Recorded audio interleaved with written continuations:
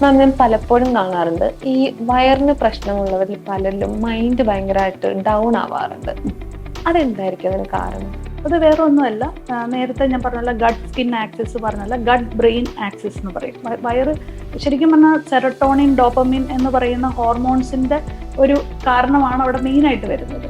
പക്ഷെ പലരിലും ഈ വയറിന്റെ പ്രശ്നം വരുമ്പോൾ സ്റ്റൊമക് ആസിഡിന്റെ പ്രോപ്പർ രീതിയിലുള്ള ഒരു pH നമ്മുടെ ശരീരത്തിന് മെയിൻറ്റെയിൻ ചെയ്യാൻ പറ്റില്ലെങ്കിൽ ന്യൂട്രിയൻസ് നല്ല രീതിയിൽ അബ്സോർബ് ആവില്ല. അതായത് വൈറ്റമിൻ ഡി, വൈറ്റമിൻ B12 ഒക്കെ ഡെഫിഷ്യൻസീസ് അവിടെ വരും. അപ്പൊ അവര് പറയും ഞാൻ നന്നായിട്ട് വെയിൽ കൊള്ളുന്നുണ്ടല്ലോ, എന്നിട്ട് എനിക്കത് അഫക്റ്റ് ആവുന്നില്ലേ എന്ന് ചോദിക്കുമ്പോൾ കാരണം വയറ് ശരിയല്ലെങ്കിൽ ഇത് എങ്ങനെ അബ്സോർബ് ആവും?